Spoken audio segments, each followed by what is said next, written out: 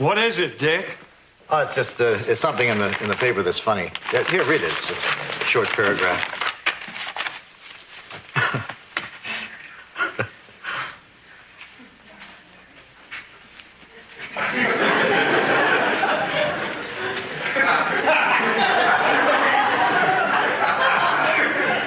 George? George, I'm going to need you to do some repair work in room 4. Oh, okay. I'll have to finish this later. Thank goodness those people are checking out. You mean the Klutz family? I can't believe it. They broke their water pitcher, broke the light in the bathroom, broke the door jamb, and spilled grape juice on the bedspread. They are absolutely the clumsiest people I've ever seen in my life. Well, we're checking out. Okay. I'm fine. Are you sure? Yeah, I'm fine. Sorry about that. That's okay. Here, just put that on our bill. So, what do we owe you? Let's see. It's $35 for the room, and damages to the room, say 40. Let's figure $75. Here's 100. That'll take care of the sink, too. Thank you very much. Watch your step, honey. Let me take your luggage. No, it's okay. I've got it. Here, let me get the door for you. Thank you. You folks have been swell. Goodbye. Bye-bye. Drive carefully. Right. Bye. Bye-bye. Oh, I hope those people never come back. Here, this came off your door. Sorry. I'll get it. Here, George. I'd better get my toolbox. Hello, Stratford Inn. Yes, she is. May I ask who's calling? 1 second. Stephanie, telephone. Who is it? John. John who? I don't know. He just said John. Dick, in the future, could you please try to get last names? I'm on my way to the phone, and I don't know if I'm going to be talking to a wonderful guy or a tuna. Sorry. Hi, John. Oh, John, hi. You lucked out. Thursday night? I'm looking forward to it. Why? Oh. Well, can I ask why you're breaking it? Oh. I see. Uh-huh. So Thursday night you'll actually be on your honeymoon.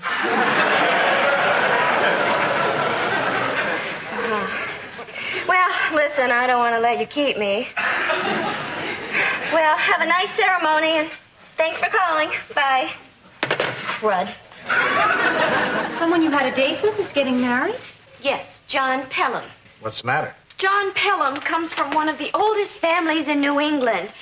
He's in the top of his class at Dartmouth. He has charm, he has wit, he has intelligence, and tomorrow he's going to have a wife. Double crud. Stephanie, you're acting like you've been jilted. 3 minutes ago, you weren't even sure who this guy was. Well, now I remember, and now I'm heartbroken. Look, Stephanie, you may be disappointed, but I'm sure John Pelham isn't the only good prospect at Dartmouth. Well, he is. Well, you don't know everyone at Dartmouth. Yes, I do. Well, I think you're being ridiculous. Well, I think you're being mean and insensitive. Stephanie. You don't understand. Nobody in this inn understands. What are you talking about? Nobody in the whole world understands anything about me. I'm going for a walk, and I don't care what the wind does to my complexion. Oh, hi, Steph. And you're no better than the rest of them. Problem? Stephanie's just a little upset. Can you believe she did that? Honey, I'm sure she's just going out to, cool off. Oh, that should be easy. It's 28 degrees out there. Hey, Joanna, have you seen my toolbox? Excuse me.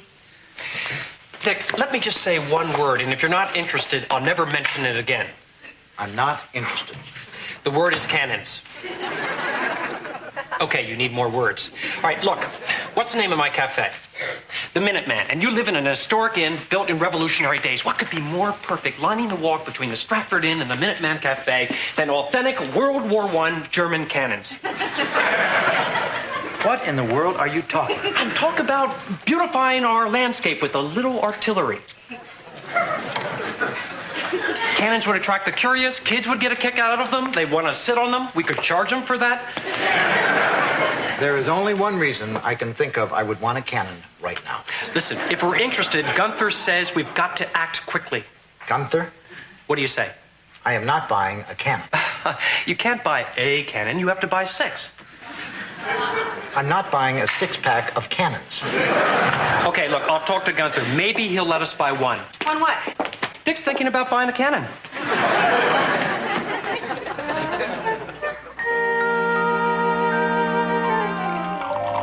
I really love snow. It looks so peaceful coming down. It makes you think everything's right with the world.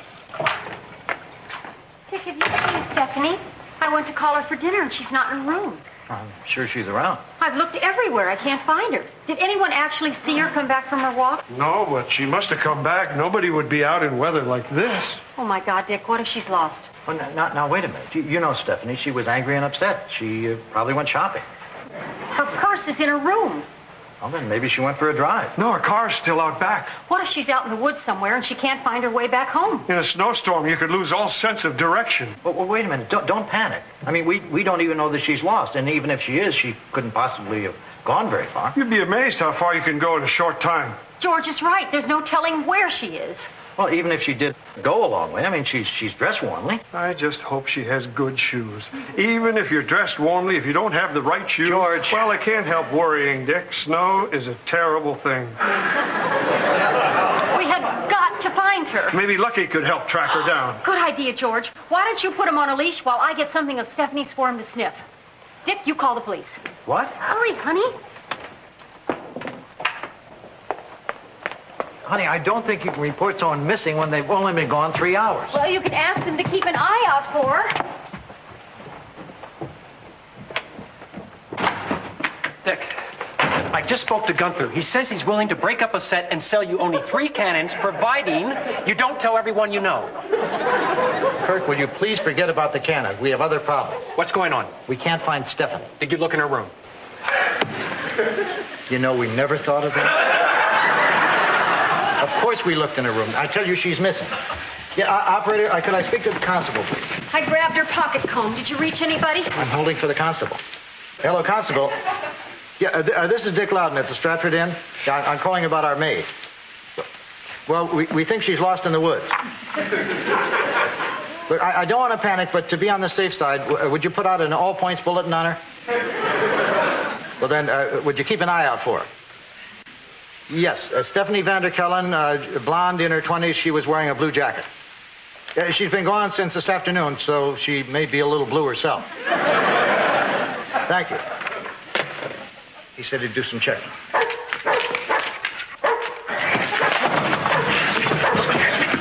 that dog away from me. I forgot he didn't like you. He hates me. He was out in front of my cafe the other day, digging a hole, and I know he was digging it for me. Here, George. Give him Stephanie's comb. Oh, okay. All right, now. Come on, Lucky. Sniff this and look for Stephanie. Sniff the... Don't! Lucky! He ate it. Wait a minute. I'm going to get one of Stephanie's scarves. Here, George. Use this. Now, you don't eat this. Sniff. Here, sniff, Lucky. Come on. Let's find Stephanie. Come on. Come on, Kirk. Come where? You're going to help us find Stephanie. Not with Cujo, I'm not. Kirk, this is an emergency. Okay, but I'm telling you right now, if that dog gets loose, our friendship is over. George, you mind if I hold the dog?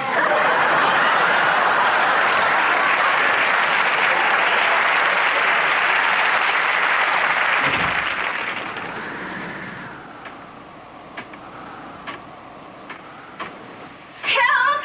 I'm breathing! Help! I'm breathing!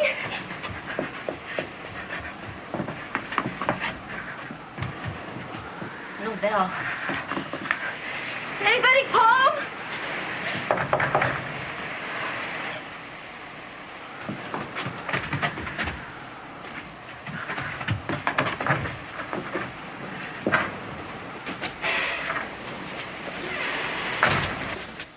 If there's a God, please let there be electricity.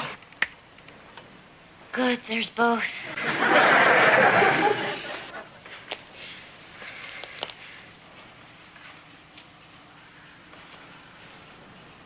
Wait a minute. 3 chairs, 3 bowls, 3 beds. How far did I go?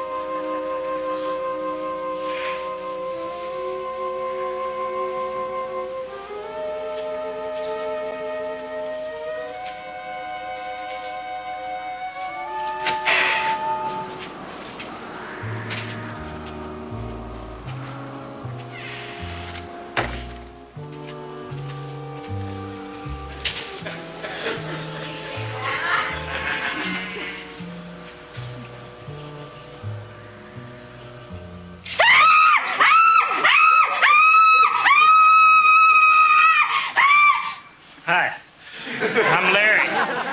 This is my brother Daryl. This is my other brother Daryl. Hey,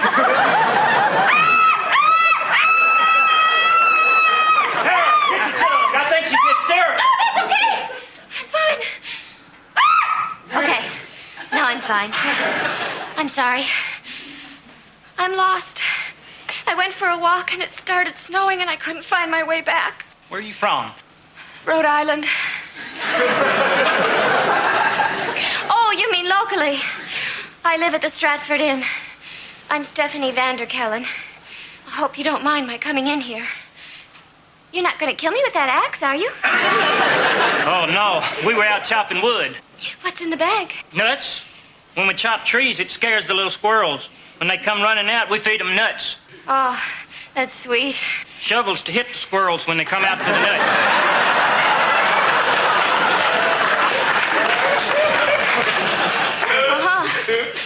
Well, I'd better be going. I thought you said you were lost. Well, I'm not anymore. Well, I think you better ask yourself which is worse.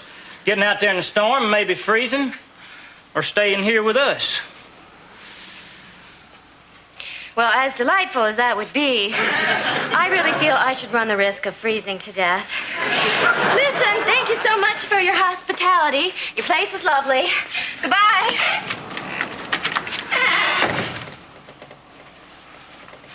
Brave little thing, ain't you?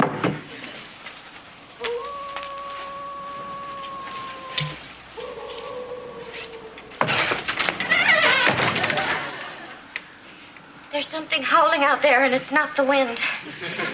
You wouldn't by any chance have a puppy, would you? No.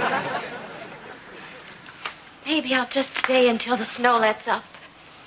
Here, drink some of that. It'll cut the chill. Maybe later. You hungry?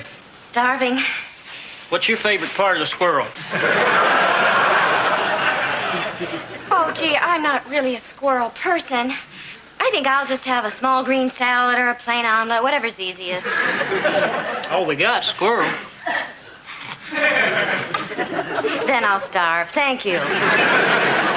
You know, it's lucky you found us. If you'd gone deeper into these woods, you might have run into some people you might describe as, well, off the beaten path.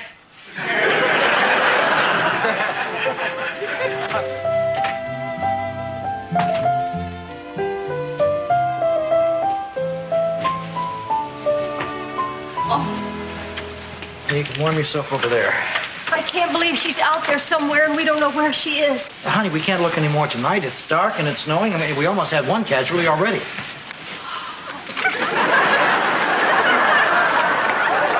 Oh, George, how is he? I think he's just a little tired. I'd better dry him off before he catches cold. I hope that scarf doesn't make him sick. Why didn't we try to stop her? I feel like this is our fault. Look, we just have to believe that we'll find her and she'll be fine. Well, I don't know about you two, but I feel really terrible about this. In fact, I'm going to call Gunther right now and tell him I don't feel like haggling anymore. It's one cannon or nothing. Excuse me. Evening, Constable. Hi, Kirk. Hey, when are you going to take care of those parking tickets? Check's in the mail.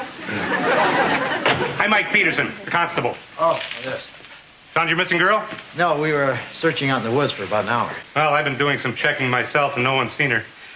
Under the circumstances, maybe we better organize a search party for the morning. Constable, this girl has never been in the woods before. She doesn't know how to take care of herself. She can't think clearly.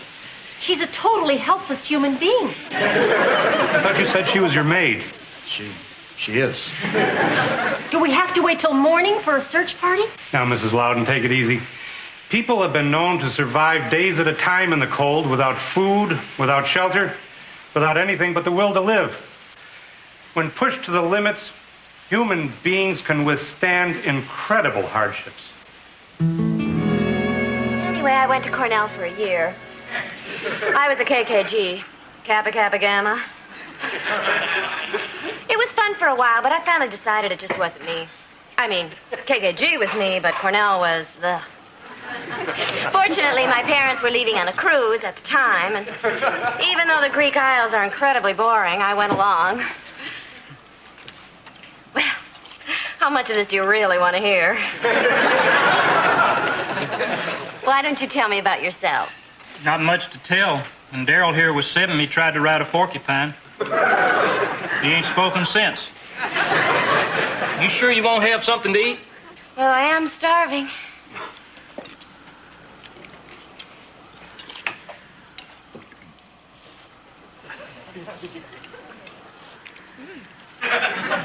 Coffee?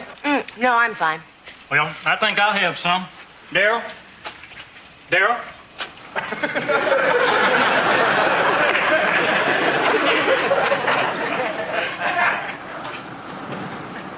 I think the storm's getting worse. Really? Oh, no. Ever since I was a little girl, I've been terrified of storms. Something about the awesome power of nature and the terrible physical destruction it can wreak. Anything we can do? Would you have any moisturizer?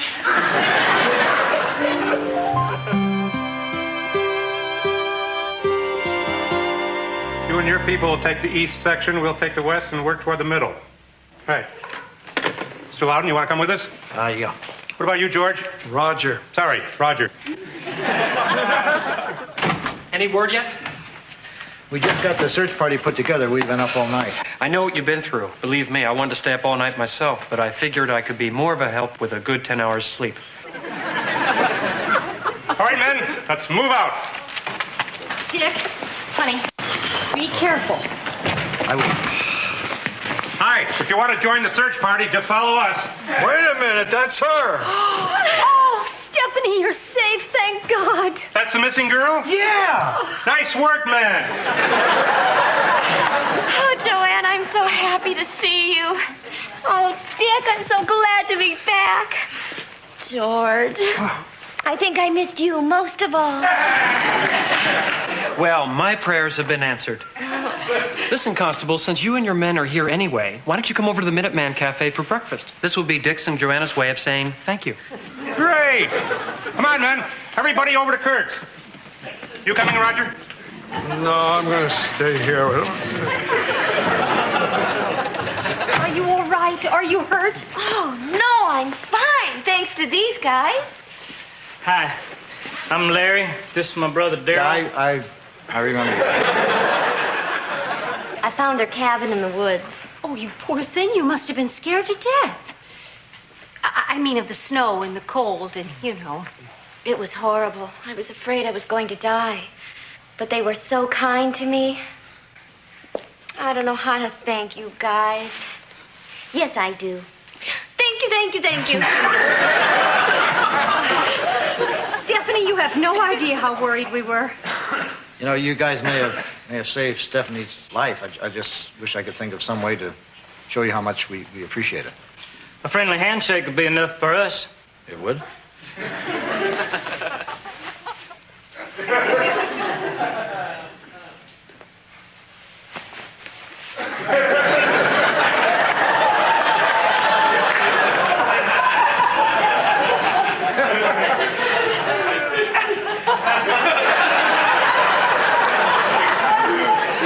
Please at least go over to Kirk's and have some breakfast on us. Thank you. Miss Stephanie, you're welcome at our house anytime. I'll never forget you. You're probably just saying that, but thank you anyway. And thank you again. You really had us scared. You want to sit down? Believe me, I don't mean to preach because I'm just so glad to have you home. But I hope this whole experience has taught you a lesson. Don't worry. It has. When I was lost out there, so many things kept racing through my mind. Like, why was I lost in the woods in the first place? Because I was upset over a broken date. I don't have to be hit over the head. I realized pretty quickly that God had made it snow to punish me for my shallowness. And then in a clearing, I found that little cabin and those men. And I saw how they lived. I saw how they'd learned to be happy even without material possessions. And that's when I realized what an incredible tragedy that was.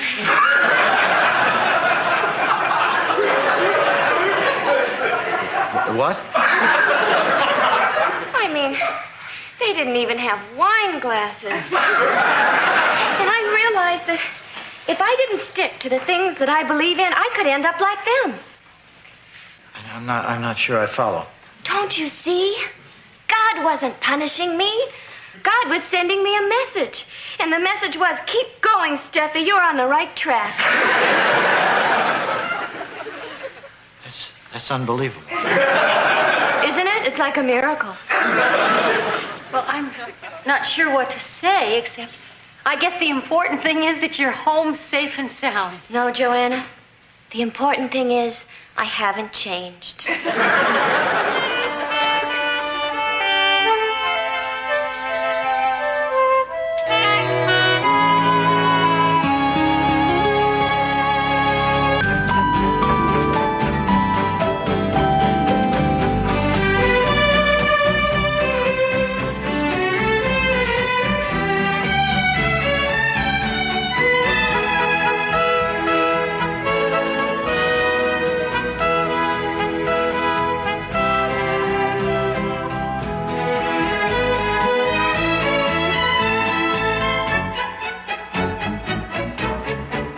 Meow.